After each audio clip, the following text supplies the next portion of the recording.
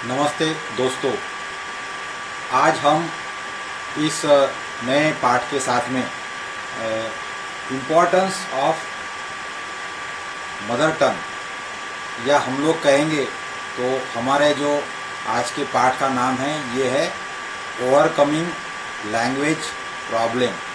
आप सभी को पता है कि हम लोग अलग अलग भाषाओं की प्रांत में रहते हैं।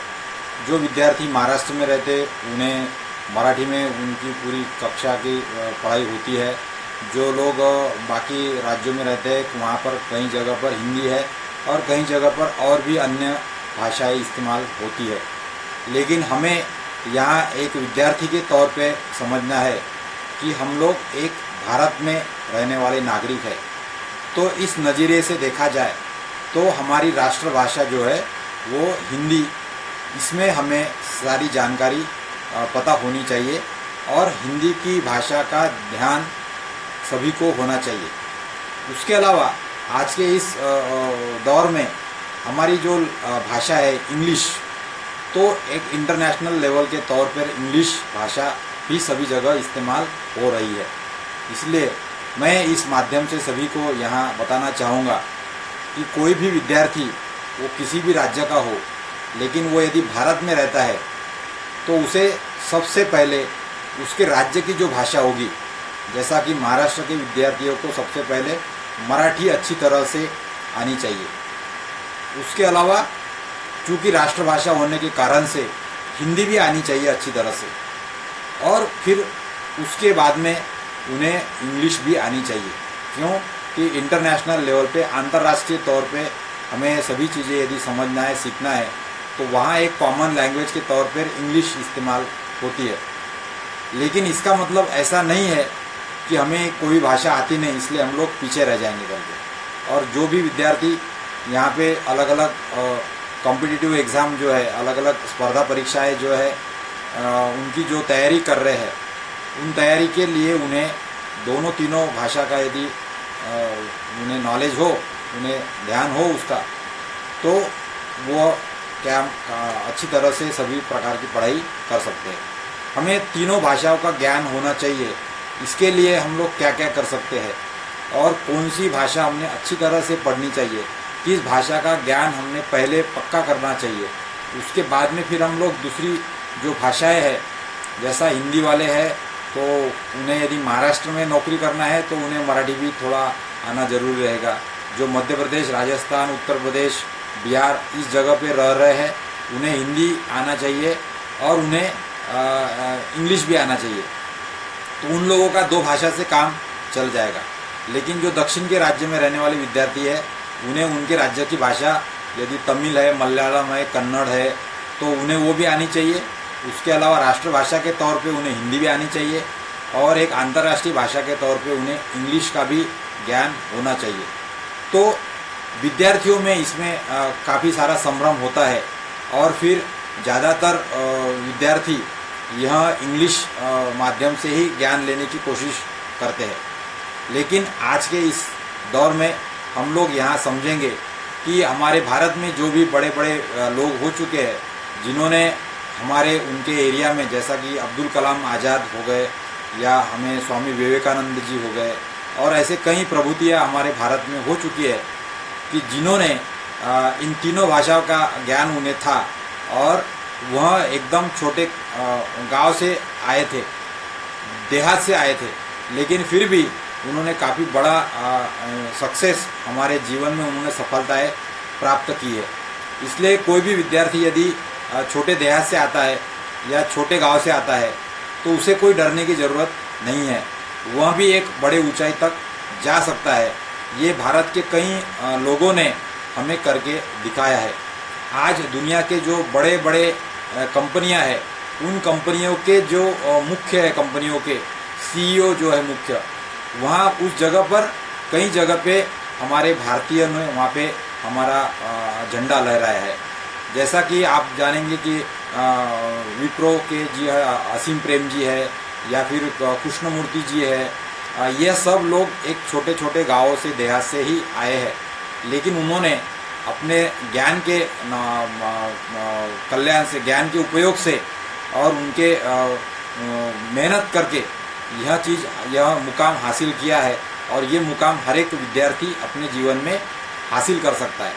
तो ऐसे यूपीएससी, एमपीएससी, आईएएस, आईपीएस इस प्रकार की जो बड़ी परीक्षाएं होती है, कलेक्टर, कमिश्नर की परीक्षाएं जो होती है, उसकी तैयारी करने वाले जो विद्यार्थी है, या फिर किसी भी प्रकार का कॉलेज का जो भी पढ़ाई है, वो फिर इंजीनियरिंग की पढ़ाई हो, मेडिकल की हो, फार्मेसी की हो, या फिर डेंटल की हो, या फिर इसी प्रकार से वकीली, एडवोकेट की हो, वकीली की परीक्षा हो, या फिर आपके चार्टर्ड अकाउंटेंट की परीक्षाएं हो, किसी भी प्रकार की परीक्षाएं यदि हो, वहाँ पर यदि हम लोग हमारे किसी भी एक भाषा में यदि हमारा ज्ञान प्राप्त करते हैं तो भी हमें कोई प्रॉब्लम नहीं होगा। लेकिन इस टॉपिक को हम लोग इसलिए यहाँ पर चर्चा कर रहे हैं कि किसी भी विद्यार्थियों ने अपनी जो स्कूली कक्षा की जो परीक्षा है, पढ़ाई है, वो किसी भी एक भाषा में यदि की भी होगी तो भी उसे कोई डरने की चिंता बात नहीं है। लेकिन इसी को हम लोग आज थोड़ा गहराई से समझेंगे। तो हमें सबसे पहले हमारी मातृभाषा, मदर टंग, इसको हमें समझना होगा। The term mother tongue refers to a person's native language, that is a language learn from the birth. Mother tongue का मतलब ही यहाँ होता है कि मातृभाषा, यानी जो हम लोग जन्म के बाद से हमें सिखाई नहीं जाती, फिर भी हम लोग उसे बोलना अपने आप से सीख जाते हैं। तो जो लोग हमारे बिहार, उत्तर प्रदेश, राजस्थान, मध्य प्रदेश, गुजरात, इस जगह के जो लोग हैं, वह लोग अपनी मातृभाषा उनके राज्य की भाषा हो सकती है। जो महाराष्ट्र के हैं उन्हें उनकी भाषा, मातृभाषा मराठी हो सकती है। जो तमिल, कर्नाटका और ऐसे राज्यों से, दक्षिण के राज्यों से आते हैं, उनकी मातृभाषा कुछ अलग हो सकती है। क्योंकि मातृभाषा वो है कि जो हम हमारे जन्म के बाद से ही हमारे आजू बाजू के माहौल से उसे समझना शुरू करते हैं, अपने आप से हम लोग सीखते हैं। तो दिस मदर टंग को अलग अलग नाम से पुकारा जाता है। सो फर्स्ट लैंग्वेज, इसका मतलब भी मदर टंग से हम लोग समझ रहे हैं। डोमिनेंट लैंग्वेज, दूसरा है होम लैंग्वेज और नेटिव लैंग्वेज। हम लोग भारत के अलग अलग हिस्से में यदि जाएंगे तो वहाँ पे मातृभाषा के लिए अलग अलग शब्दों का उपयोग किया जाएगा। So first language, dominant language, home language, native language या फिर मदर टंग, इस प्रकार से अलग अलग शब्द प्रयोग हम लोग कर सकते हैं, लेकिन इन सभी का अर्थ एक ही होता है। अब हमें समझना है कि हमारे जो जन्म के बाद की लैंग्वेज होती है उसी को हम लोग मातृभाषा कहते हैं। तो ये मातृभाषा मेरी कौन सी होगी, ये मुझे पहचानते आना चाहिए। तो जैसा कि मैं महाराष्ट्र में रहता हूँ, तो महाराष्ट्र में मेरे जो मम्मी पिताजी जो है और हमारी जो पूरी फैमिली है, ये हमारे घर में मराठी भाषा का इस्तेमाल करते हैं। तो मेरा जन्म होने के बाद में मेरे घर के आसपास या मेरे घर में भी मैंने मराठी भाषा सुनना शुरू कर दिया, क्योंकि मेरे परिवार वाले और मेरे माता पिता घर में भी मराठी भाषा में ही बात करते थे और उनका भी जो बर्थ है और उनकी भी जो पढ़ाई की भाषा है वो मराठी ही थी, क्योंकि हम लोग महाराष्ट्र में काफ़ी दिनों से रह रहे हैं। तो इस प्रकार से मेरे घर में यदि मराठी बोली जाती है तो मेरी मातृभाषा हो गई मराठी। यदि आप गुजरात में रह रहे हैं और आपके माँ पिताजी गुजराती में बात करते हैं आपस में घर में, और आप घर में भी गुजराती में ही बात करते हो और ज़्यादातर आप समझ लो गुजरात में ही रहते हो, तो फिर आपकी जो मदर टंग है वो गुजराती हो जाएगी। इसी प्रकार से कुछ लोग राजस्थान या मारवाड़ में रहने वाले हैं, तो उनकी हो सकता है मातृभाषा मारवाड़ हो या नहीं तो फिर हिंदी हो। मध्य प्रदेश में रहने वाले, उत्तर प्रदेश में रहने वाले, बिहार में रहने वाले, दिल्ली में रहने वाले, हरियाणा में रहने वाले, इनकी भी ज़्यादातर लोगों की जो मातृभाषा है वो हिंदी हो सकती है। लेकिन कुछ राज्यों में इस प्रकार से जो मातृभाषा है वो अलग भी हो सकती है। तो हमें मातृभाषा को सबसे पहले समझना चाहिए कि जो हमारे माता पिता और हमारे घर में जो ज़्यादातर जो भाषा बोली जाती है, और जो लोग हम लोग हमारे बचपन से यानी हमारी उम्र जब 1 महीने की होती है तब से हम लोग उस भाषा को सुनते हैं और वो भाषा ही हमारी मातृभाषा होती है। तो हम सभी को पहले हमारी मातृभाषा कौन सी है इसका ज्ञान पहले कर लेना चाहिए। सो it is common belief that as we move towards the society in which the medium of teaching is English, so we tend to move away from our mother tongue. आज हमारे सभी जगह पे ऐसा एक बात हो चुकी है कि शहर में रहने वाले लोग इंग्लिश बात करते हैं और हमें इंग्लिश आनी चाहिए, और हम लोग यदि देहात में रहते हैं तो भी हम लोग हमारे बच्चों को इंग्लिश स्कूल में डालने की कोशिश करते हैं। तो हमें बच्चों को भी और ये समझना चाहिए, और आप भी जब पेरेंट बन जाएंगे तब भी हमको समझना चाहिए कि आपके जन्म से आपकी भाषा कौन सी है। पहले आपको सबसे पहले उसका ज्ञान अच्छी तरह से होना चाहिए, और यही ज्ञान नहीं होने की वजह से आज जो विद्यार्थियों को अलग अलग परीक्षाओं की तैयारी करते समय जो भाषा की जो तकलीफ होती है, भाषा में जो प्रॉब्लम आते हैं, इन तकलीफ़ों का कारण यही है कि हमारी कोई ऐसी पक्की भाषा नहीं रह गई है। तो हमें यह ध्यान रखना चाहिए कि मैं मातृभाषा जो मेरी है वो मुझे अच्छी तरह से पहले आनी चाहिए। तो यहाँ पे हम लोग पहले समझेंगे कि जो the first language that baby learns right from और his birth is term as birth language, और इसी को हम लोग मदर टंग कहते हैं। तो हमको ये समझना चाहिए कि मेरा जन्म होने के बाद में मैंने सबसे ज़्यादा भाषा कौन सी सुनी, या यदि आप पेरेंट है तो पेरेंट ने समझना चाहिए कि मुझे मेरे मम्मी पिताजी के साथ में मैं जब छोटा था तब मैंने मेरी मातृभाषा मैंने कौन सी सुनी, और वही मेरी मातृभाषा है। तो महाराष्ट्र में रहने वालों के ज़्यादातर लोगों की मातृभाषा मराठी हो सकती है, राजस्थान वालों की राजस्थानी हो सकती है, मध्य प्रदेश, उत्तर प्रदेश, बिहार, दिल्ली और ऐसे उत्तर प्रदेश वाले राज्यों के जो है उनकी भाषाएं हिंदी हो सकती है। दक्षिण प्रदेश वाले जो भारत वाले लोग हैं उनकी भाषा उनके राज्य की भाषा हो सकती है।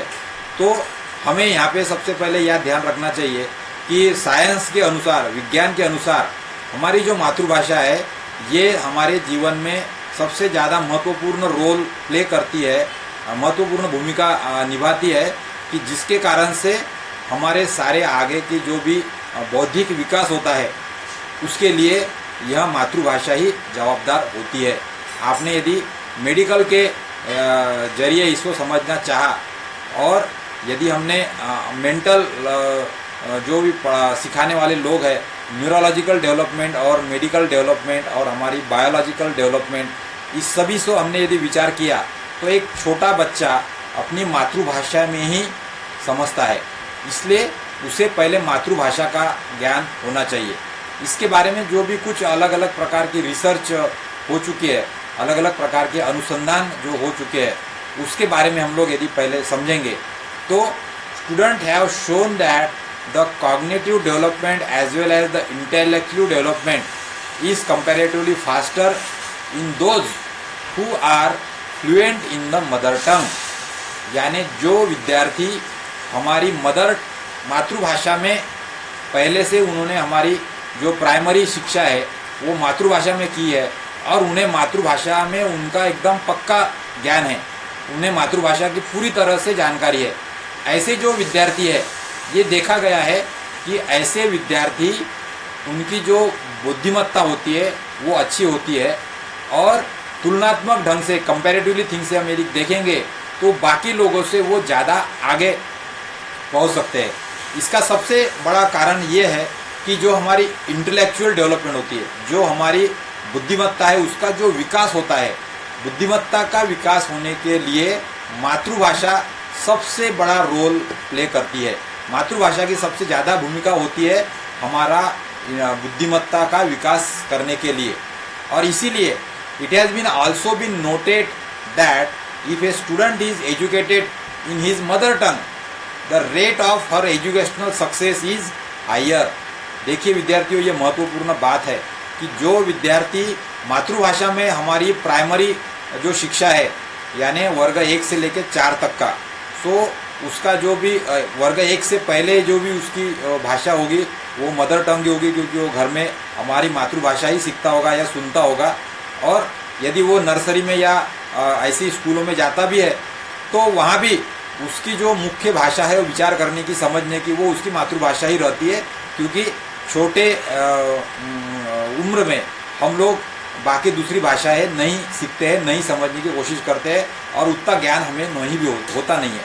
इसलिए उस समय भी हमारे विचारों की भाषा होती है मातृभाषा, आप चाहे नहीं चाहे फिर भी आपकी भाषा मातृभाषा सोचने की होगी जब आप छोटे होते हैं, यानी आपकी उम्र 6 साल तक का होती है। उसके बाद में जब आप पहली कक्षा में जाते हैं तो चौथी कक्षा तक भी यदि आपने आपका शिक्षण मातृभाषा में पूरा किया होगा तो हमारी ऐसी मानव की जो हमारा व्यवस्था है, हमारी वो व्यवस्था ही ऐसी है कि हम उम्र के 12 या 14 साल तक जो भाषा ज़्यादा इस्तेमाल करते हैं उसमें यदि वो भाषा हमारी मातृभाषा होती है तो हमारी जो ज्ञान लेने की कक्षा है, हमारी जो बुद्धिमत्ता बढ़ाने का, विकास करने का जो रेट है वो हमारा ज़्यादा अच्छा होता है।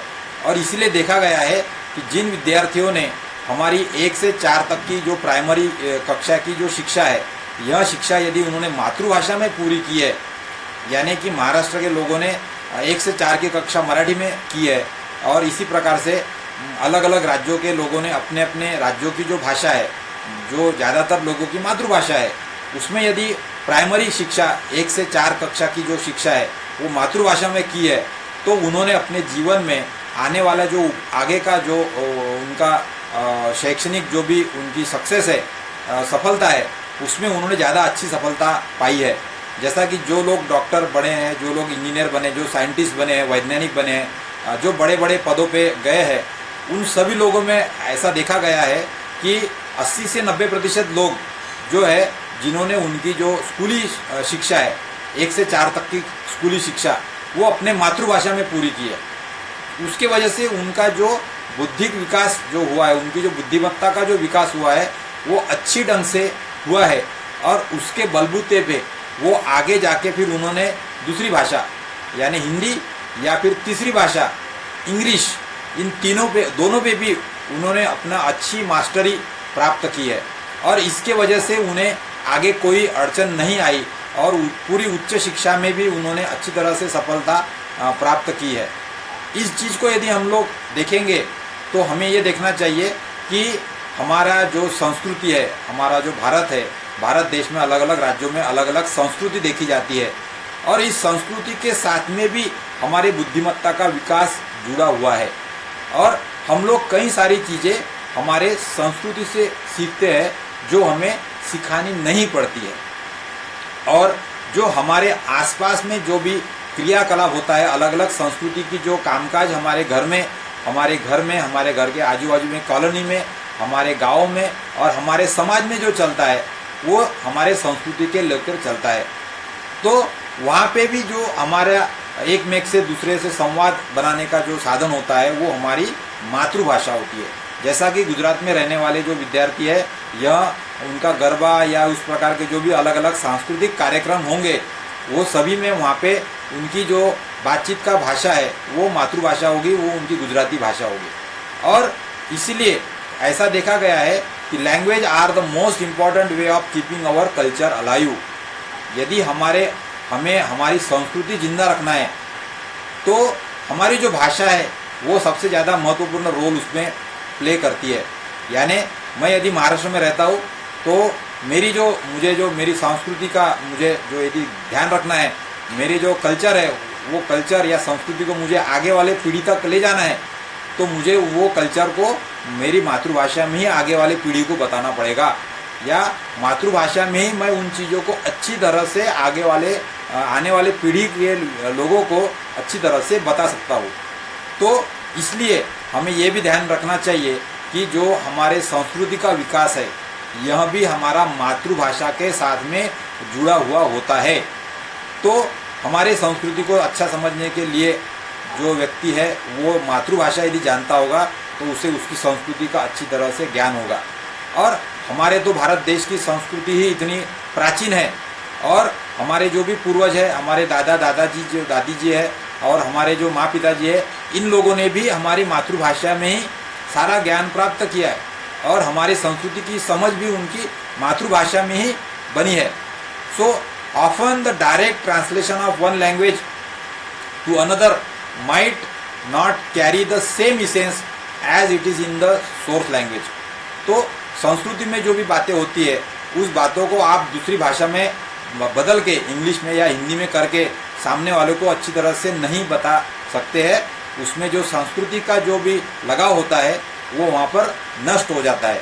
इसलिए the best way to thoroughly know about the culture is to know the language.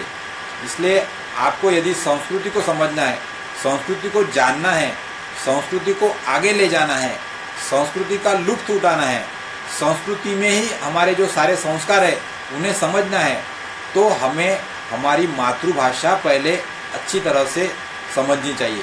So mother tongue helps us stay connected to our culture and our roots. हमारे जो आधार है, हमारे जो संस्कृति के आधार है और हमारी जो संस्कृति है, इससे हमें जुड़े रहने के लिए हमें ये महत्वपूर्ण बात यहाँ समझनी चाहिए कि हमें मदर टंग सीखना चाहिए। हमारी मदर टंग जो है, मातृभाषा जो है, उसका ज्ञान हमें पूरी तरह से पक्का होना चाहिए। तो हमने अभी तक का दो चीज़ें यहाँ पर देखी कि हमारे बुद्धिमत्ता का विकास करने के लिए हमारी मातृभाषा ही जिम्मेदार होती है, और दूसरी तरह से हमारे संस्कृति से जुड़ाव लगा के हमें यदि विकास करना है, हमारे संस्कृति का रक्षण करना है और संस्कृति को आगे ले जाना है, तो भी वहाँ पर भी मातृभाषा का सबसे ज़्यादा महत्वपूर्ण भूमिका होती है। उसके बाद में फिर आती है हमारी second language. So if one has to form grasp of the mother language, it is easier for him or her to master a new language. हमें ये ध्यान में रखना चाहिए कि यदि हम लोग मातृभाषा में पूरी तरह से पारंगत होते हैं, मातृभाषा हमें अच्छी तरह से आती है, तो हमें दुनिया की कोई भी लैंग्वेज, दूसरी भाषा हम लोग सीख सकते हैं। आज ज़्यादातर स्कूली बच्चों में ये देखा गया है कि विद्यार्थियों के माँ और पिताजी उन्हें जब प्राइमरी शिक्षा में डालते हैं, वर्ग 1 से 4 तक की कक्षा में डालते हैं, तो वहाँ देखा गया है कि वह इंग्लिश लैंग्वेज वाले मीडियम वाले स्कूल में डालते हैं। तो उस वजह से उस बच्चे का जो विकास है, बौद्धिक विकास है, वो अच्छी तरह से नहीं हो पाता, क्योंकि बच्चे की विचार करने की जो भाषा है वो उसकी मातृभाषा होती है। उसके आसपास में भी उसका सुनने का जो मातृभाषा सुनता है वो मातृभाषा ही सुनता है, और उसे हम लोग दूसरी भाषा उसको सीखने के लिए उसके ऊपर दबाव डालते हैं। इसलिए फिर वो जैसा तैसा सीख लेता है, लेकिन वो ना मातृभाषा सीख पाता है ना फिर दूसरी भाषा कोई सीख पाता है। इसलिए ऐसा देखा गया है कि जो विद्यार्थियों ने अपनी पूरी पढ़ाई शुरू से इंग्लिश लैंग्वेज में या इंग्लिश कॉन्वेंट में पूरी की है, तो उन लोगों को संस्कृति का ज्ञान थोड़ा कम होता है। संस्कृति समझने के लिए उन्हें ज़्यादा पढ़ाई करनी पड़ती है, और उनका जो लगाव होता है वो वहाँ पे फिर संस्कृति में थोड़ा कम दिखाई देता है, और उन्हें दूसरी भाषा भी समझने के लिए ज़्यादा मेहनत करनी पड़ती है। क्यों? कि वो उनकी भाषा वो नहीं है, उनका माइंडसेट उस प्रकार से नहीं बना है। लेकिन यदि हम यार ये ध्यान रखेंगे कि कम से कम हमारी मातृभाषा सीखने के लिए और उसके बाद में मातृभाषा पक्की होने के लिए यदि हमने हमारी प्राथमिक शिक्षा वर्ग 1 से लेकर 4 तक की शिक्षा में यदि मातृभाषा में हमने शिक्षा प्राप्त की है, तो आपकी मातृभाषा अपने आप से पक्की हो जाएगी। आप महाराष्ट्र में रहते हो तो मराठी आपकी पक्की हो जाएगी, आप यदि मध्य प्रदेश में रहते हो तो आपकी हिंदी पक्की हो जाएगी, उत्तर प्रदेश बिहार में रहते हो तो आपकी हिंदी पक्की हो जाएगी, यदि राजस्थान में रहते हो तो वहाँ की भाषा, या गुजरात में रहते हो तो गुजरात की भाषा, या कर्नाटक में रहते हो तो वहाँ की भाषा। इस प्रकार से आपकी एक भाषा पक्की हो जाती है। जब किसी भी व्यक्ति की एक भाषा पक्की होती है तो वो दुनिया की कोई भी भाषा सीख सकता है। यह सबसे बड़ा फायदा उसे होता है कि जिसकी मातृभाषा और एक भाषा, कोई भी मातृभाषा ज़्यादा करके मातृभाषा यदि पक्की है तो आप उसे जापानी, चाइनीज़ और कोई भी वर्ल्ड की भाषा वह आसानी से सीख सकता है, क्योंकि उसके पास में एक भाषा का पूरा भंडार, शब्दों का भंडार, एक भाषा की पूरी समझ, एक भाषा का पूरा व्याकरण उसके पास में होता है। और इसीलिए सबसे ज़्यादा इम्पोर्टेंस है कि हमने हमारी मातृभाषा का शिक्षण, हमारा जो प्राथमिक शिक्षण है वो मातृभाषा में होना चाहिए। यदि ऐसा नहीं हुआ हो तो हमें थोड़ा ध्यान देना पड़ेगा कि आप में से यदि कुछ विद्यार्थी होंगे कि जिन्होंने मातृभाषा में अपना 1 से 4 की कक्षा का अभ्यास नहीं किया है, कक्षा का पढ़ाई जो शिक्षा है वो उस भाषा में नहीं की है, तो हो सकता है कि आपकी मातृभाषा थोड़ी कमज़ोर हो, तो अभी आपको उसके ऊपर काम करना पड़ेगा। और इसी के लिए हमने ये सुपर 60 मिशन गोल्ड मेडल में इस विषय का चुनाव किया है कि ऐसे जो विद्यार्थी है कि जिन्होंने हमारी मातृभाषा पहली पक्की नहीं रखी है और अभी उन्हें दूसरी भाषा में पढ़ाई करना पड़ रहा है और उनकी मातृभाषा भी पक्की नहीं है और आगे जाके उन्हें ये सारा प्रॉब्लम उन्हें फेस करना पड़ सकता है और यह सभी अड़चने ना आए आगे जाके। इसीलिए अभी हमने यदि उसके ऊपर ध्यान दे दिया तो हमें हमारी कोई भी एक भाषा पक्की करने के लिए हम लोग अभी से काम कर सकते हैं और हमारी दूसरी भाषा जो राष्ट्रभाषा है वो हिंदी हमें पक्की करनी पड़ेगी। यदि आप महाराष्ट्र में भी रहते हो तो आपको हिंदी अच्छी तरह से आनी चाहिए क्योंकि हमारी राष्ट्रभाषा हिंदी है, तो राष्ट्रभाषा सभी लोगों को आनी चाहिए, वो किसी भी राज्य का विद्यार्थी हो। दूसरा है कि अंतर्राष्ट्रीय भाषा के तौर पे इंग्लिश का इस्तेमाल होता है, इसलिए हमें इंग्लिश पे भी हमें सीखना चाहिए। लेकिन हिंदी और इंग्लिश सीखना तभी आसान हो पाएगा यदि आप मातृभाषा सीखेंगे।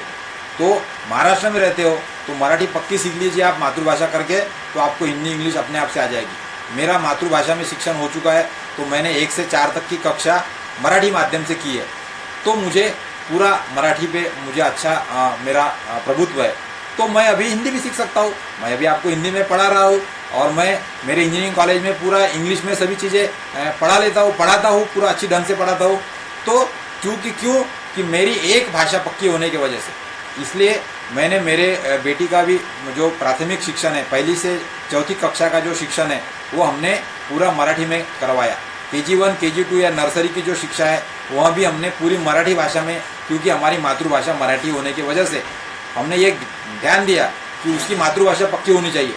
और अब उसके बाद में फिर हमने कक्षा 5वीं से उसे सेमी मीडियम में डाला, तो सेमी मीडियम में फिर उसका इंग्लिश भी अच्छा हो गया, फिर हिंदी भी अच्छा हो गया और अब 8वीं के कक्षा के बाद में और वो अभी पूरा इंग्लिश मीडियम में पढ़ाई कर सकती है।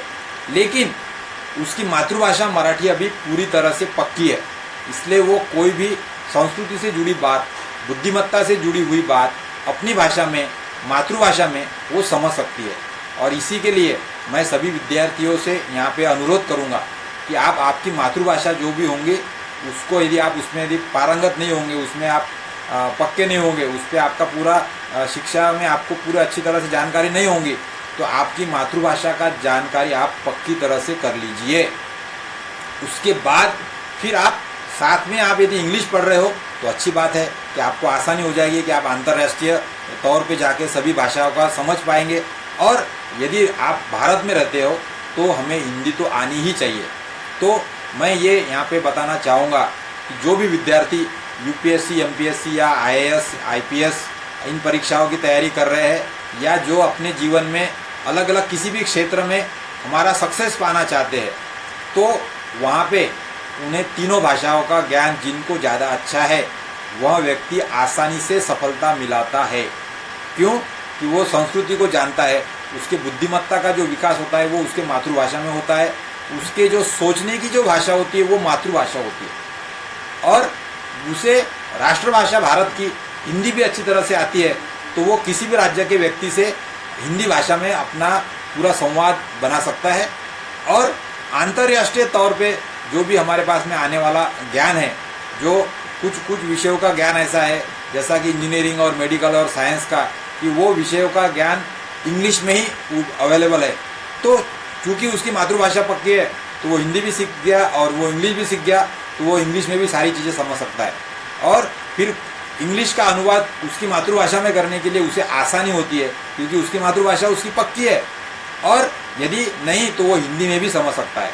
और इस प्रकार से हमारी मातृभाषा, हमारी राष्ट्रभाषा हिंदी और हमारे अंतर्राष्ट्रीय भाषा के तौर पे इंग्लिश, ऐसे प्रकार से तीनों भाषा में यदि विद्यार्थी खुद को एक्सपर्ट बनाता है तो उसे हमारे अपने किसी भी क्षेत्र में उसे सक्सेस प्राप्त करने के लिए, सफलता प्राप्त करने के लिए आसानी होती है।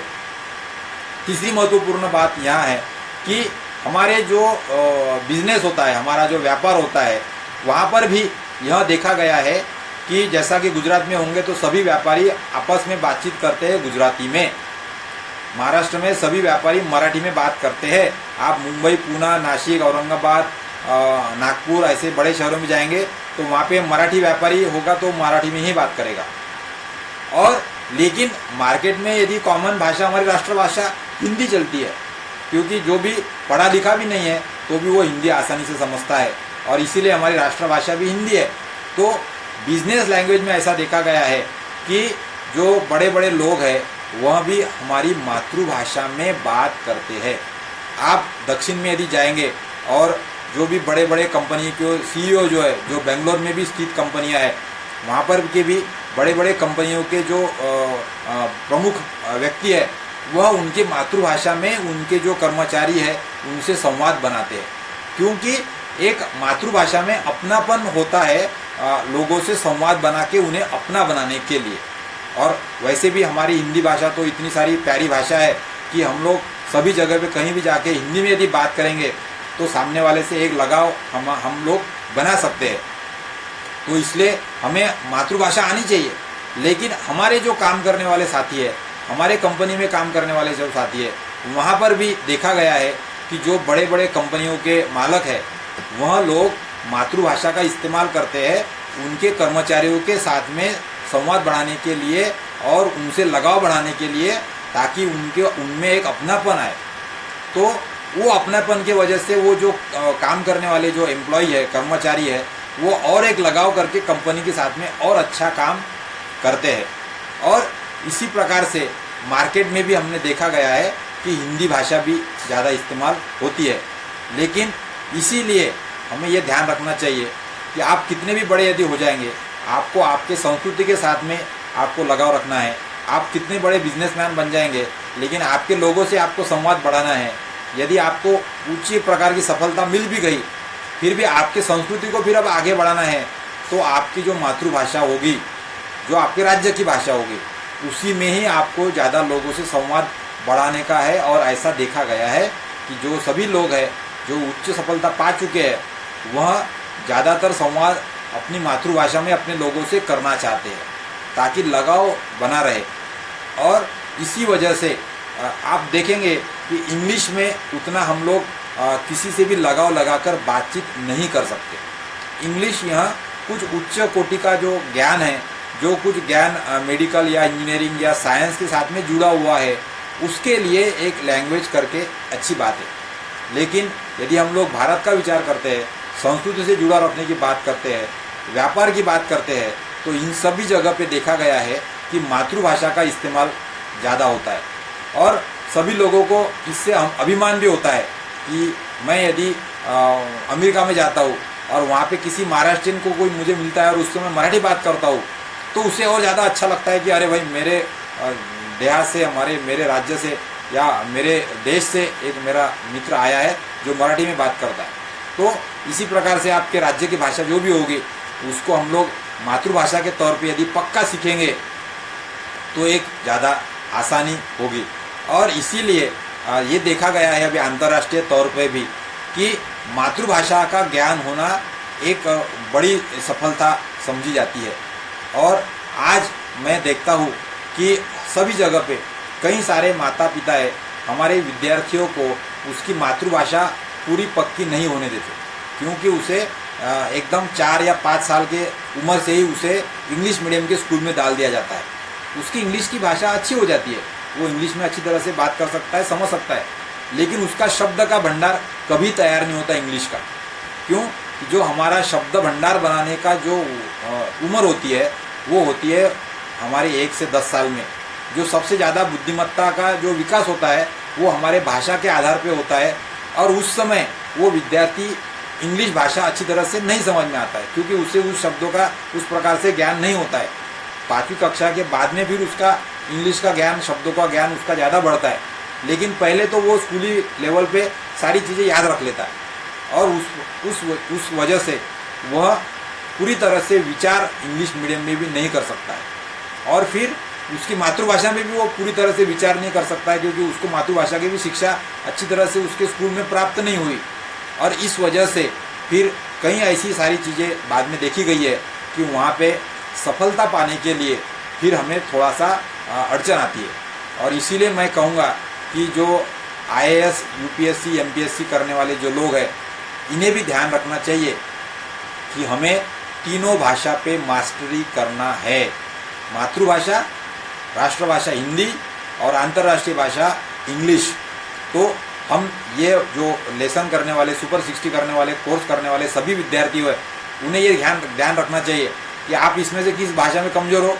यदि महाराष्ट्र में रहते हो और मराठी अच्छी तरह से नहीं आती, तो आपका सबसे पहला काम है कि 1-2 साल तक मराठी की अच्छी तरह से पढ़ाई कीजिए और मराठी पक्का कर लीजिए। यदि आप गुजरात में रहते हो तो गुजरात में आपकी जो मातृभाषा यदि गुजराती होंगे, तो आप गुजराती में यदि आपने प्राथमिक शिक्षा प्राप्त नहीं की होगी तो आप गुजराती भाषा को पक्का कर लीजिए। और हिंदी तो आपको आएगी ही आएगी। हिंदी वैसे भी भारत में सभी राज्यों में हिंदी भाषा कंपलसरी है, तो सभी विद्यार्थियों को हिंदी तो आती ही आती है। लेकिन विशेषतः जिन्होंने मातृभाषा में अपनी पूरी प्राथमिक शिक्षा पूरी नहीं की और उन्हें लगता है कि मेरी मातृभाषा कमज़ोर है, महाराष्ट्र में रहने वाले बच्चों की यदि उन्हें लगता है कि मराठी मेरी कमज़ोर है, मराठी का व्याकरण, मुझे ग्रामर नहीं आता है, मैं मराठी की किताबें पढ़ने में इंटरेस्ट नहीं रखता हूँ, तो उन्हें समझना चाहिए कि इसका भी मुझे काम पड़ने वाला है। और यदि अपनी समझ बढ़ानी है तो हम जिस भाषा में विचार करते हैं उसी भाषा का इस्तेमाल करके हम लोग हमारी बुद्धिमत्ता का विकास और हमारी समझ का विकास कर सकते हैं। और यह समझ बढ़ाने के लिए, बुद्धिमत्ता बढ़ाने के लिए यदि आपकी मातृभाषा में आप पक्के हो तो ये काम आप आसानी से कर सकते हो। मैं ऐसा नहीं कहूँगा कि इससे आपको कोई अड़चन आ जाएगी, लेकिन आपको ज़्यादा मेहनत करनी पड़ेगी समझ बढ़ाने के लिए या बुद्धिमत्ता का सही तरह से कम समय में ज़्यादा विकास मिलाने के लिए। और इसीलिए हमारे प्रयास कम हो लेकिन ज़्यादा सफलता हमें मिले, ऐसा यदि चाहिए तो आपको फिर से एक बार मदर टंग में आपका पूरा कंट्रोल अच्छी तरह से करना चाहिए। राष्ट्रभाषा हिंदी में करना चाहिए और साथ में इंग्लिश में भी करना चाहिए। तीनों भाषा में यदि आपका कंट्रोल आप अच्छी तरह से हो तो आपको कोई सफलता पाने से नहीं रोक सकता है। इसलिए आपको ये समझना चाहिए कि हमको हमारा जो व्यक्तिमत्व है उसमें यदि आगे प्रोग्रेस करना है तो ऐसा देखा गया है, काफ़ी सारे लोगों को लगता है कि यदि मेरा बेटा इंग्लिश में बात कर सकता है तो उसे लोग अच्छा समझेंगे, बड़ा मानेंगे और उसका एक अलग से, ऐसा कई लोगों में ये मिथ आ चुका है कि इंग्लिश मीडियम के स्कूल में पढ़ाई करने की वजह से हम लोग विद्यार्थियों का ज़्यादा विकास कर सकते हैं। लेकिन साइंटिफिक तौर पे आप देखेंगे तो आप ज़्यादा संशोधन में जाके देखिए, आप बड़े लोगों से, विचारवंतों से इसके बारे में विचार विमर्श कीजिए और समझिए, तो वो आपको यही बताएंगे कि मैंने मेरे जीवन में मेरी डिग्री प्राप्त की इंजीनियरिंग की इंग्लिश मीडियम में पूरी तरह से। अभी मैं एमटेक के विद्यार्थियों को यानी पोस्ट ग्रेजुएट विद्यार्थियों को पढ़ाता हूँ, पूरी तरह से इंग्लिश में पढ़ाता हूँ। लेकिन वो मुझे इंग्लिश समझने के लिए और उसके पढ़ के समझाने के लिए इंग्लिश भाषा में मुझे कोई प्रॉब्लम नहीं आता है। क्यों? कि जो मैं पढ़ता हूँ उसे मैं मेरी मातृभाषा में भी समझ पाता हूँ, मैं हिंदी में भी समझ पाता हूँ। और इसीलिए हमारी मातृभाषा और फिर हमारी राष्ट्रभाषा और हमारी इंग्लिश, इन दोनों में हम लोगों को शब्दों का समझना, विचारों का समझना, विषयों का समझना और हमारे शब्द भंडार को आगे ले जाना, यह करना है तो आपको मातृभाषा में पक्का करके चलना पड़ेगा, तो ही आप ज़्यादा आगे जा सकते हो। नहीं तो आपको थोड़ी ज़्यादा मेहनत करनी पड़ेगी।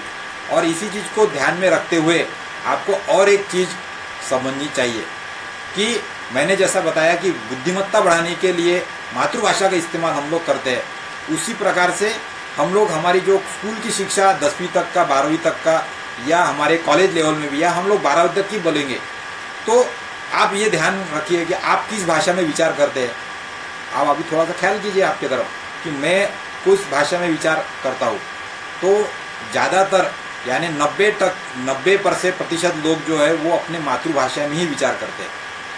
तो फिर हमारे बुद्धिमत्ता का विकास करने के लिए न्यूरॉन्स के माध्यम से हमारी मेमोरी को बनाने के लिए, हमारी स्मृतियों में पूरा ज्ञान का भंडार समाने के लिए हमारे विचारों की शक्ति हम लोग इस्तेमाल करते हैं। और वो यदि विचार आप मराठी में करते होंगे तो आपको मराठी आपकी मातृभाषा होगी तो आपको मातृभाषा का पूरी तरह से ज्ञान होगा, तो किसी भी उच्च कोटि का ज्ञान आप प्राप्त कर सकते हो, चाहे वो फिर किसी भी भाषा में हो। क्योंकि क्योंकि आप मातृभाषा समझ सकते हो तो आप दुनिया की कोई भाषा समझ सकते हो, कोई आपको रोक नहीं सकता। और यही अड़चन काफ़ी सारे विद्यार्थियों को आती है कि उनकी मातृभाषा पक्की नहीं होने की वजह से। तो मुझे अभी यहाँ यह बताना है कि आपकी कोई भी एक भाषा आप पक्की रखिए। आप चाहे तो मातृभाषा हो तो मातृभाषा को पक्का रखिए, नहीं तो इंग्लिश को पक्का और हिंदी को पक्का रखिए, और फिर आपको जो अन्य भाषाएं सीखनी है वो आप सीख सकते हो। तो ऐसा देखा गया है कि हमारी मातृभाषा जो होती है उसमें ही हमारा जो बच्चा है वो बचपन से सारे शब्द सुनता है। हमारे घर में के सभी जो आवाज़ है, जो शब्द है, जो भी क्रियाएं है, उनकी सारी व्याख्याएं समझने के लिए उसके मन में उसके जो भावनाएं बनती है, जो उसके विचार आते हैं, वह विचार एक छोटा बच्चा छोटी उम्र में उसकी मातृभाषा में करता है और उसी भाषा में वो सोचता भी है फिर। और ऐसा करते करते उसकी सोचने की भाषा जो है वो छोटेपन में ही उसकी जो भाषा होती है वो बन जाती है।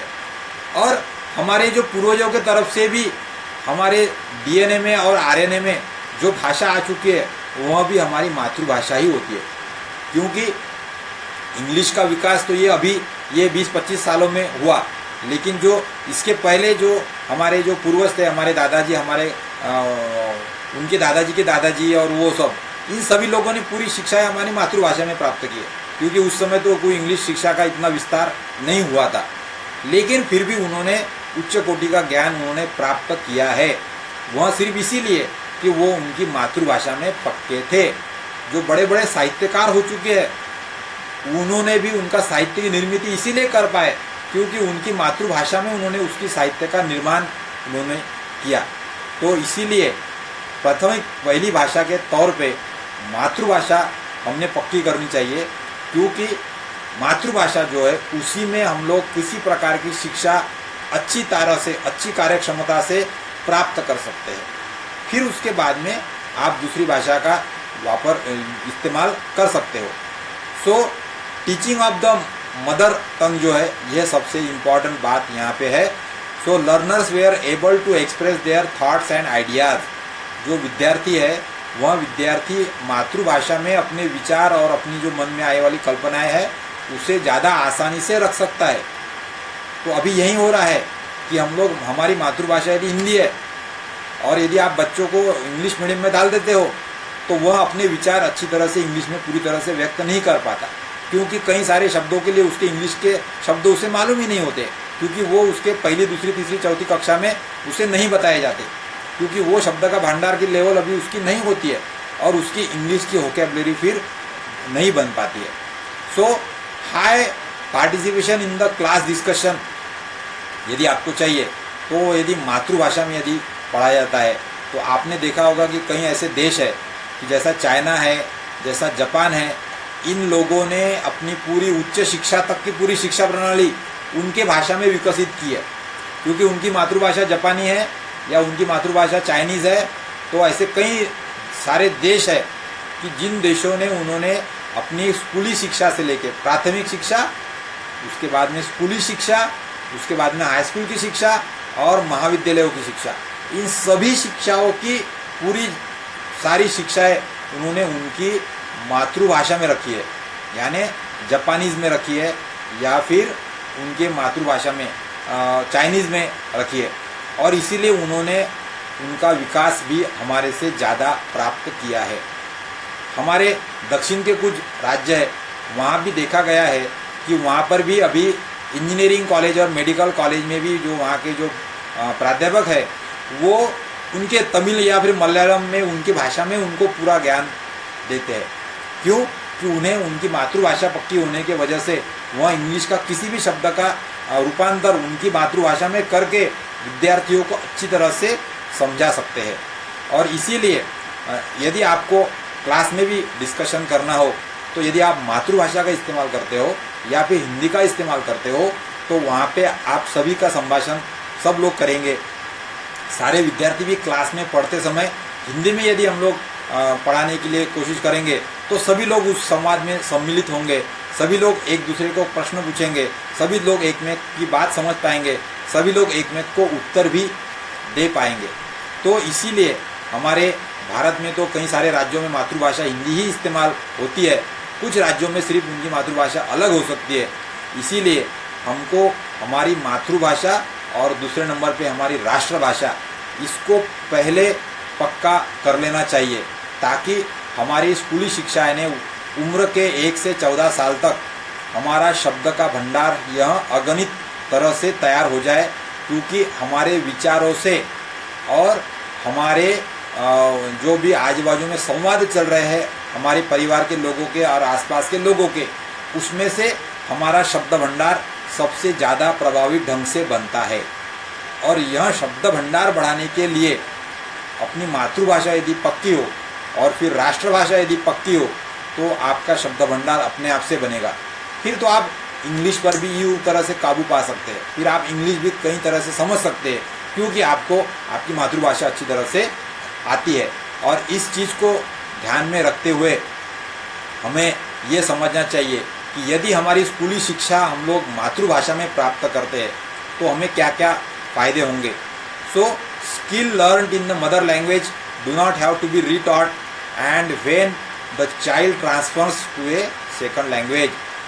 छोटे बच्चों को आप जो भी उनकी मातृभाषा में जितने भी चीज़ें सिखाएंगे, जैसा कि अक्षरों को लिखना, अलग अलग काम करना, या अलग अलग खेल खेलना, या अलग अलग प्रकार के कला वाली जो चीज़ें, संस्कृति वाली चीज़ें, उसका ज्ञान यदि आप छोटे बच्चों को मातृभाषा में देते हैं तो उसे उसी चीज़ों का ज्ञान फिर से दूसरी भाषा में, हिंदी बोलो या इंग्लिश में देने के लिए फिर से पढ़ाई नहीं करनी पड़ती। यह सबसे ज़्यादा फायदा है मातृभाषा में हमारी प्राथमिक शिक्षा 1 से 4 तक का पूरी करने वाले विद्यार्थियों के लिए। Children learning in the mother tongue enjoy the school more, यह भी देखा गया है। यह मैं मेरी तरफ से नहीं बोल रहा हूँ, आप इंटरनेट पे जाके सारे रिसर्च के रिजल्ट्स देखिए, वहाँ पे संशोधन करके लोगों ने ये बताया है कि मातृभाषा में जिन्होंने स्कूली शिक्षा 1 से 4 तक की पूरी की है वह विद्यार्थी स्कूल में पूरा अपने ज़िंदगी का आनंद ले सकते हैं और साथ में पढ़ाई का भी आनंद ले सकते हैं। उन्हें किसी प्रकार के अलग से मानसिक दबाव का सामना नहीं करना पड़ता, क्योंकि उसे बार बार यह सोचना नहीं पड़ता कि मेरे शिक्षक क्या बोल रहे हैं, मुझे तो समझ में नहीं आ रहा है, तो मैं कैसा करूँ, फिर पूछूँ कि नहीं पूछूँ। और दूसरी भाषा में, मातृभाषा छोड़ के दूसरी भाषा में यदि आप विद्यार्थी को छोटेपन में शिक्षा देते हो, जैसा कि महाराष्ट्र में देखा गया है कि इंग्लिश में, तो उसे विचारों में काफ़ी सारी अड़चन आ जाती है और फिर वो थोड़ा सा दबाव में रहता है। फिर ऐसे जो विद्यार्थी है मातृभाषा में पढ़ने वाले, they learn faster due to the feeling comfortable in their environment. वह आसपास के माहौल में घुल मिल जाते हैं, क्योंकि उन्हें मातृभाषा में संवाद करने वाले लोग और शिक्षक और हमारे विद्यार्थी और मित्र ऐसे सभी लोग दिखते हैं, तो वो मातृभाषा में ज़्यादा आसानी से घुल मिल जाते हैं और फिर उनकी समझ अपने आप से वहाँ पे तैयार होने लगती है।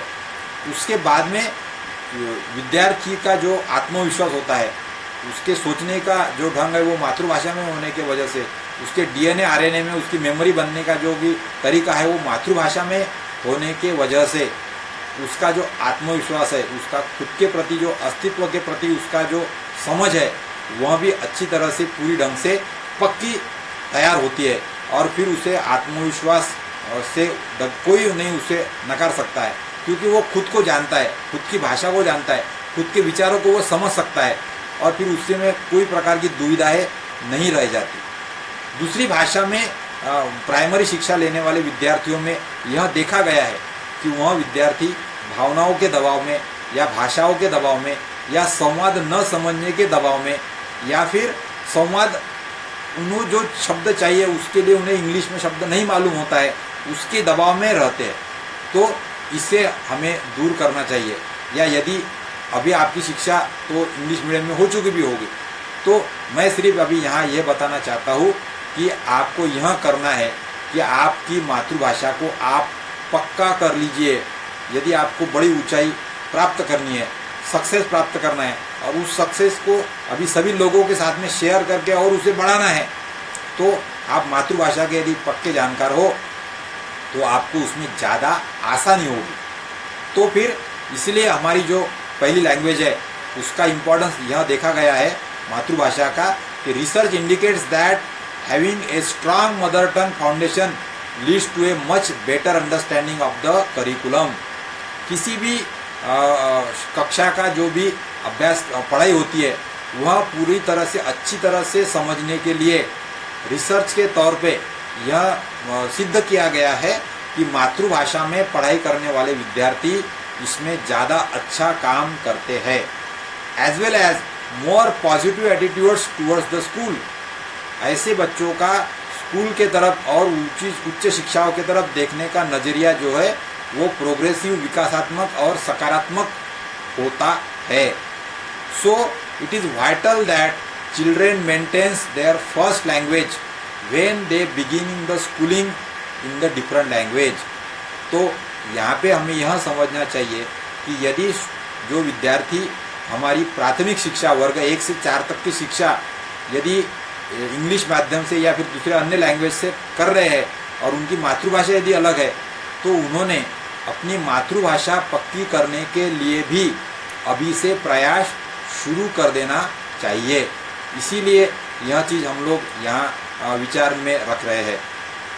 तो हमारा जो प्राइमरी एजुकेशन है तो हमें इस अभी तक का जो हमने पूरी चर्चा की इससे हमें ये चीज़ें ध्यान में रखना चाहिए कि अभी अब लोग जो विद्यार्थी अभी जो बड़े विद्यार्थी है वो बाद में अपने कुछ दिनों के बाद में अभी पेरेंट्स बनने वाले हैं तो उन्हें भी ये चीज़ ध्यान रखनी चाहिए कि आपके बच्चों को आप कम से कम 1 से 4 कक्षा की जो भी शिक्षा है वह आपके मातृभाषा में दीजिए। यदि महाराष्ट्र में है तो मराठी में दीजिए, मध्य प्रदेश में है तो हिंदी में दीजिए, कर्नाटक में है तो वहाँ की तमिल या जो भी कन्नड़ या मलयालम है उसमें दीजिए, उत्तर प्रदेश बिहार में है तो वहाँ से उनके भाषा में उनकी इसमें देने की कोशिश कीजिए, क्योंकि बच्चा उसमें अपनी पूरी समझ और बुद्धिमत्ता का विकास अच्छी तरह से कर पाता है। और इसी तरह से यदि आपने नहीं किया होगा तो अभी भी कुछ बिगड़ता नहीं है हमारा मित्रों। अभी भी हम ये ध्यान रख सकते हैं कि हमारे माता पिता से बात करके हमने हमारी मातृभाषा कौन सी है इसकी जानकारी ले लेना चाहिए और मातृभाषा में आपने अभी से अतिरिक्त किताबें पढ़ने का काम आप शुरू कर दीजिए। यदि आप महाराष्ट्र में रहते हैं तो आप मराठी की भाषा के जो बड़े बड़े लोग हमारे महाराष्ट्र में हो चुके हैं उनके जो विषयों पर उनके बने वाले जो किताबें हैं वो मराठी में है, उसको पढ़ना आप शुरू कर दीजिए। मराठी साहित्य को आप पढ़ना लगेंगे तो आपकी मराठी कुछ 1-2 साल में आपकी पूरी पक्की हो जाएगी। तो स्कूली शिक्षा के साथ में यानी 5वीं 6वीं 6वीं 7वीं में भी आप आपकी मातृभाषा को अभी भी पक्का कर सकते हो। लेकिन मैंने जो अभी ये सारे फायदे यहाँ पे बताए वो फायदे आपको मातृभाषा में प्राप्त होंगे। So language of the mother जो हमारे we learn by the default, यह सबसे चीज़ हमें ध्यान रखनी चाहिए कि मदर टंग हमें सिखानी नहीं पड़ती, आपको अपने आप से आ जाती है। आप यदि ध्यान कीजिए कि आपको कई सारे ऐसे शब्द होंगे जो हिंदी के शब्द होंगे वो आपको किसी ने सिखाए नहीं, लेकिन उसको आप समझते भी है और अच्छी तरह से बोलते भी है और उसके शब्दों का आपको पूरी तरह से जानकारी है। क्यों? कि वो यदि आपकी मदर टंग है तो आप अपने आप से उन शब्दों को समझ जाएंगे, क्रियाकलापों को देख के आप उसको सीख जाएंगे, आपको सिखाना नहीं पड़ेगा। यह सबसे बड़ा फ़ायदा है मदर टंग में पढ़ाई करने का कि उसे सिखाना नहीं पड़ता, वो हम लोग अपने आप से सीखते हैं। So up to the age of 7 we learn the language. यदि हमारे मानव के बुद्धिमत्ता का विकास का यदि हम लोग ध्यान रखेंगे, उसके ऊपर सोचेंगे कि हमारा जो ब्रेन होता है इसकी जो विकास होती है यह विकास उम्र के 7 साल तक अच्छा होता है। इसीलिए 7 साल के तक तो मैं ये कहूँगा कि विद्यार्थियों को आप मातृभाषा में ही पढ़ने दीजिए, उसे कोई अलग दूसरी भाषा मत पढ़ाइए, उसे मातृभाषा ही सिर्फ पढ़ाइए, फिर आप उसके बाद में उसकी दूसरी भाषा का उसे ज्ञान दे सकते हो। बिकॉज क्योंकि हमारा जो ब्रेन है, brain understand the only language of the thoughts. हमारा ब्रेन सिर्फ विचारों की भाषा समझता है। और हम लोग मातृभाषा में विचार करते हैं। यह एक मानव के बुद्धिमत्ता का एक विशिष्ट विचार है कि हमें मातृभाषा सिखानी नहीं पड़ती, हम मातृभाषा अपने आप से सीखते हैं और हमारे विचारों की भाषा भी मातृभाषा ही होती है। अब उस मातृभाषा को आपको, यदि आपने स्कूली शिक्षा तो 1 से 7 तक तो आपने मातृभाषा में ही पढ़ा, और 7 से आगे तक चौथी क्लास तक यानी 10 साल के हुए तक यदि आप मराठी आपकी मातृभाषा में यदि सीखते हो, महाराष्ट्र में होने के बाद में मराठी में सीखते हो, तो आपकी मातृभाषा एकदम पक्की हो जाएगी और फिर आपको उस पर इतना कंट्रोल आ जाएगा कि फिर उसका इस्तेमाल करके आप दुनिया की कोई भाषा आसानी से सीख सकते हो, तुरंत सीख सकते हो, अच्छी तरह से गहराई से दूसरी भाषा भी समझ सकते हो। और इसके लिए फिर हमें ये ध्यान रखना चाहिए कि यदि आपके साथ में ऐसा यदि हुआ है तो आपको कोई चिंता करने की जरूरत नहीं। अभी कोई विशेष तो अभी किसी भाषा का ज्ञान हमें प्राप्त नहीं करना है। यदि ऐसा नहीं हुआ हो तो आप ये ध्यान रख लीजिए कि हमको क्या करना है कि हमारी मातृभाषा, महाराष्ट्र में होंगे तो हिंदी, गुजरात में होंगे तो गुजराती, मध्य प्रदेश में होंगे, उत्तर प्रदेश में होंगे तो हिंदी, या जो भी राज्य में होंगे तो वहाँ की मातृभाषा का जो भी ज्ञान होगा उसमें आप अच्छी तरह से आपको खुद को सिखा लीजिए। दूसरी भाषा आपकी राष्ट्रभाषा हिंदी में भी आपको खुद का विकास करने के लिए, बिजनेस कम्युनिकेशन के लिए हिंदी भी आपको अच्छी तरह से सीखनी चाहिए। या जो भी आपके विषय होंगे, कम से कम 5वीं से 10वीं तक का आपने हिंदी कक्षा के जो भी विषय है उसको भी यदि पढ़ लिया तो आपकी हिंदी अपने आप से अच्छी हो जाएगी। 5वीं से 10वीं तक का इंग्लिश विषय भाषा को भी आपने यदि अच्छी तरह से पढ़ लिया तो आपकी इंग्लिश अपने आप से अच्छी हो जाएगी। और फिर 5 से पहले यदि मातृभाषा में आपने पढ़ाई नहीं की होगी तो आपको अभी से उसके पीछे लगना पड़ेगा। और 1-2 साल में मैं ये चाहूँगा कि आप मातृभाषा को भी पक्का कर लीजिए। तो उसके लिए आपको क्या क्या करना पड़ेगा, तो आप किसी भी राज्य से हो, मातृभाषा को यदि पक्का करना है तो मातृभाषा की किताबें पढ़िए। Read the books in your mother tongue language, सबसे पहला। दूसरा, मदर टंग में लिखने की कोशिश कीजिए। मातृभाषा में आपको लिखते आना चाहिए। आपके कोई ऐसे निबंध या फिर कोई आर्टिकल, कोई लेख आप लिख पाते हो, या फिर आप किसी को पत्र व्यवहार करते हो तो यह भी, या आपके किसी त्यौहार के बारे में किसी को जानकारी देनी हो तो वो आपको यदि मातृभाषा में आप यदि आपने दूसरे लोगों को दे पाते हो तो उसका एक मज़ा और ही होता है। तो आप लिखने की कोशिश कीजिए मातृभाषा में, तो अपने आप से आप मातृभाषा सीखना शुरू हो जाएगी। आप देखिए कि आप जो मातृभाषा में लिख रहे हैं या पढ़ रहे हैं वह बराबर कर रहे हैं कि नहीं कर रहे, तो वो उसके बाद में फिर आपको कुछ शब्द होंगे जिन्हें थोड़ा सा याद करने के लिए आपको थोड़ा सा काम करना पड़ेगा, तो वह भी आपको करना जरूरी रहेगा। आपकी मातृभाषा का जो व्याकरण है, जो ग्रामर है, उसी को भी आपको अच्छी तरह से थोड़ी सी तैयारी करनी पड़ेगी। उसके बाद में आपको थोड़ा सा मातृभाषा के बारे में जानकारी प्राप्त करने के लिए विशेष प्रयास करने होंगे। अलग अलग मातृभाषा में जो बात करने वाले व्यक्ति है या कुछ लेखक है उनसे संवाद बनाने की आप कोशिश करेंगे तो आपकी 1-2 साल में मातृभाषाएं पक्की हो जाएगी। आप मातृभाषा में खेलने की कोशिश कीजिए। कुछ अलग अलग प्रकार के जो खेल होंगे उन खेलों को आप यदि मातृभाषा में समझ पाएंगे, क्योंकि संस्कृति की भाषा, विचारों की भाषा यह मातृभाषा होती है, तो आप जो खेल खेलते हो वह खेल को भी आप मातृभाषा में यदि समझ सकते हो किसी से, या अपने माता पिता को पूछ के या अपने शिक्षकों को पूछ के, तो आपको उसके तरह उसका इस्तेमाल होने के वजह से मातृभाषा के जो शब्द है वह आपकी शब्दावली जो है, शब्दों का जो भंडार है वो आपका सही हो जाएगा। So actively listen to the people those who are speaking in mother tongue. Marathi भाषा में जो बात करने वाले वक्ता या साहित्यकार होंगे उनको सुनना चाहिए महाराष्ट्र में वाले रहने वाले विद्यार्थियों ने, ताकि उनकी मातृभाषा मराठी है वो पक्की हो जाए।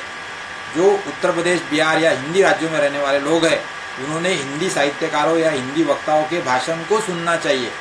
तो उनकी हिंदी यदि पक्की नहीं होगी तो भी उनकी मातृभाषा हिंदी पक्की हो जाएगी, क्योंकि साहित्य में, कला में, संस्कृति में मातृभाषा का ही प्रभाव हमारे भारत में देखा गया है। पुरानी सारी चीज़ों को जानकारी हमें मातृभाषा से ही हमारे पूर्वजों से मिली है। तो इस बात को ध्यान में रखते हुए यदि हमारी समझ हम हमारी मातृभाषा में भी बढ़ाने की कोशिश करेंगे, या मातृभाषा को हम लोग अभी पक्का कर लेंगे, 10वीं कक्षा पूरी होने तक आपकी मातृभाषा पक्की हो जानी चाहिए। यदि नहीं है तो की बात कर रहा हूँ मैं, यदि है तो अच्छी बात है, और यदि आप हिंदी जानते हो तो और अच्छी बात है। यदि आप इंग्लिश में भी पढ़ाई कर रहे होंगे आपकी 5वीं कक्षा के ऊपर की, तो वो भी अच्छी बात है, क्योंकि आपको इंग्लिश आसानी से आ जाएगी। लेकिन इन सभी चीज़ों में सफलता के लिए साथ साथ में आपको आपके मातृभाषा की आवश्यकता होगी। यही मैं यहाँ पर बताना चाह रहा था। तो आपको यदि ज़्यादा ऊंचाई प्राप्त करनी है तो आप आपकी मातृभाषा को पहले एक पक्का कर लीजिए। यह संशोधन के माध्यम से सिद्ध हो चुका है, और इसीलिए मैं आपको सिर्फ यही बताना चाह रहा हूँ कि अपनी मातृभाषा को पहचानिए, मातृभाषा में अपना ज्ञान पूरी तरह से पक्का कर लीजिए। फिर आप दुनिया के किसी भाषाओं को सीख सकते हैं। आप जापान में जाके 2-3 महीने में जापानी सीख सकते हो, चाइना में जाके चाइनीज सीख सकते हो, कोरियन सीख सकते हो, फ्रांसीसी सीख सकते हो, इंग्लिश तो सीख ही सकते हो। इंग्लिश तो और कहीं आसान लैंग्वेज है उससे तो। लेकिन मातृभाषा पक्की है तो इंग्लिश तो आपको आनी ही आनी है, और आपका शब्द भंडार अच्छा हो जाएगा। इन चीज़ों को ध्यान में रखते हुए अभी हमने जान लिया कि हमें भारत में रहना है, और अच्छी सफलता प्राप्त करने के लिए हमें हमारी मातृभाषा अच्छी तरह से आनी चाहिए, राष्ट्रभाषा हिंदी पर भी हमारा प्रभुत्व होना चाहिए, और इंग्लिश पर भी हमारा प्रभुत्व होना चाहिए अंतर्राष्ट्रीय लेवल पे, इंटरनेशनल लेवल पे जाने के लिए। तो इसी के तीनों विषयों की, तीनों भाषाओं की जानकारी और अभ्यास आप लोग करेंगे। तीनों जानकारियों के लिए आप अपनी समझ बढ़ाएंगे। इसके लिए मैं अभी सभी को शुभकामनाएं देता हूँ। और फिर कुछ और जानकारी हमें इस पाठ, हमारे इस लेसन में हमें देखना है, तो हम लोग दूसरे वीडियो में उसके बारे में जानकारी लेंगे। तब तक के लिए धन्यवाद।